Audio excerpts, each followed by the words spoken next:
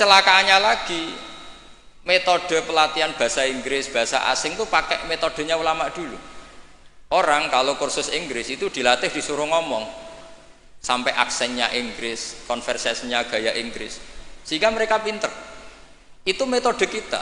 Dulu nggak ada guru bacakan murid, itu nggak ada murid bacakan guru. Makanya kenangannya Imam Syafi'i, qara'tu ala Malik al-Muwatta, saya membaca Muwatta di depan Imam Malik. Sehingga murid pinter apa goblok ini gurunya tahu. Nanti kalau bacanya bener terus disahkan jadi kiai. Sekarang enggak, ngaji terus be rokokan be omong-omongan tetap jadi kiai. Padahal kiainya saja enggak tahu dia pinter, enggak aja enggak tahu. Nah ini termasuk sanad yang mungkotek. Makanya saya ini nyesal senyesal-nyesalnya. Di tradisi pesantren sekarang ngaji sorogan itu jarang. Saya alhamdulillah sampai sekarang masih ada beberapa santri yang ngaji sorogan mahali sama saya. Termasuk beberapa Gus Sarang masih sorogan sama saya. Karena Mbah Mun tuh gak mau ngasih sanad kecuali sorogan. Jadi dulu saya ngaji sama Mbah Mun, cucu kandungnya Mbah Mun mau sanad mahali gak langsung Mbah Mun, harus lewat saya karena Mbah Mun sudah tidak sorogan mahali karena sudah sepuh. Nah pentingnya sorogan itu orang mustakil, murid ini mustakil, bacanya apa ini mustakil. Jangan sampai ngalami misalnya ada murid tanya, Gus walam tardiman itu maknanya apa? Saya yang kecelok orang alim saja nggak tahu maknanya lam tardiman. Setelah tak lihat ternyata di bab khed walam tarodaman dia baca langsung lam tardiman. ya bingung. Kok saya sampai apa? Madatul kalimah dari apa? Mustaknya apa? Soroknya? Akhirnya saya coba kitabnya tak lihat. Ternyata walam tarodaman dia bacanya langsung lam tardiman. Itu banyak sekali. Nah makanya saya mohon lah di dukun ini orang-orang yang alim atau ustadz alim itu harus tetap ada tradisi ngaji sorogan, terutama bagi khiyaru ahli, orang-orang pilihan. Dulu sahabat ngaji Rasulullah Quran itu ya sahabat yang baca. Dulu saya ngaji Quran, setor Quran min awali hatta akhiri ya saya yang baca. Beberapa kali saya baca kitab di depan Mbah Mun, di depan Gus-Gus, di depan kiai-kiai saya. Jika kiai dulu itu tahu ini sudah alim, ini belum, ini setengah alim, ini setengah waras, ini tidak waras, itu tahu. Karena kelihatan sekali, tingkat naifnya itu kelihatan sekali. Misalnya ada anak baca misalnya begini, An Abdillahi bin Amrin. Itu gurunya pasti tahu. Locong kok Amrin ada wawunya berarti bener. Misalnya An Abdillahi bin Umaro, itu gurunya langsung tahu. Nah sekarang itu enggak, murid itu hanya mendengarkan sehingga kadang-kadang ada orang itu baca Ibnu Ubay bin Ka'ab itu dibaca Ibnu Abi, anaknya bapak ini cenrak kowe cung. Jadi ini kecelakaan seperti ini enggak boleh terjadi. Ada lagi murid yang tanya gini, ini setengah pinter tapi ya setengah goblok. Saya pernah sorogan fikih ditanya, tidak boleh nikahi zaujatul ab. Saya ulang lagi ya, wala tangkihu manakaha abaukum minan nisa illa matat salaf. Tidak boleh menikahi istrinya bapak. Itu orang Jawa langsung protes, Gus, bojone bapak ara ibuku. Itu setengah pinter setengah goblok. Setengah pinter karena di Jawa rata-rata orang itu istrinya satu. Artinya kalau bojone bapak ya mesti ibunya dia. Tapi kalau dibaca di Arab, wong Arab itu kan bojone papat, sing telu gonta-ganti sehingga bapaknya ini kadang pernah nikah sampai 10 orang. Paham ya?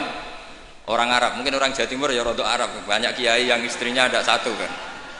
Nah sebetulnya orang Jawa Timur yang paling tidak iskal karena saya ulang lagi ya. Sehingga dia tanya, Gus, bojone bapak ora ibu. Mosok wong kok dilarang kawin bojone bapak? Ya mesti wae ra bakal wong bojone bapak iku ibu. Dia protes, kenapa harus dilarang wong karuan ndak mungkin terjadi. Tak terangno. Kalau orang Arab kan mungkin, yaitu bojone bapak satu ibu kamu, dua Sri, terus Wahyuni atau siapa. Ini orang yang pernah dinikahi bapak kamu itu haram kamu nikah. Nah berhubung dia orang Jawa, bojone bapak itu mesti ibu, karena ibu istrinya satu. Nah itu setengah pinter setengah goblok. Setengah pinternya bisa bantah, agak cerdas lah, bisa usul gitu. Setengah gobloknya itu sebetulnya ketika dengan ibunya itu bahasa Arabnya bukan zaujatul ab tapi ummuka. Kamu tidak boleh menikahi ummuka. Jadi bukan dimasukkan zaujatu abika. Jadi kalau dalam bahasa fikih itu status yang dipakai status terdekat. Jadi misalnya saya menghukumi ibu saya ya ummi, itu ibu saya. Tapi ketika istrinya bapak yang lain harus distatuskan zaujatu abika. Itu tidak bisa, kalau orang nggak sorogan itu tidak bisa. Nah kalau orang-orang NU, orang-orang pesantren saja sudah ada alim, apalagi yang di luar kita. Karena tadi sanad ini sudah mulai mungkota, ini sudah agak kecelakaan betul. Dulu Imam Malik tuh ngaji di depan Imam Malik ngaji di depan Imam Zuhri, ya sorogan. Imam Syafi'i ngaji di depan Imam Malik, baca muwatta khatam benar semua. Terus qad ana laka antuftiya, ana itu sudah saatnya kamu iftah, karena baca min awali hatta akhiri benar semua. Masih ngaji sama Sufyan bin Uyainah, masih ngaji sama Sufyan As-Sauri. Terakhir beliau ngaji sama Muhammad bin Hasan As-Syaibani di Irak.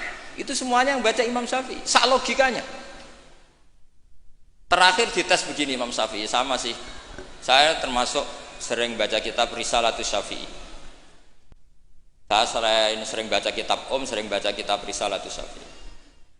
Itu dites begini. Kata Sufyan As-Sauri, ya Aba Abdillah, kalau manggil Syafi'i itu Aba Abdillah, ma makna hadisi la tuharrikut tayra min makinnatiha. Gurunya yang satu tidak baca makinnatiha tapi min wakanatiha. Jangan gerakkan burung dari sangkarnya. Kalau sampai yang dibedai mesti jawab ini kurang penggawean apa ngobrak-ngobrak manuk kan gitu.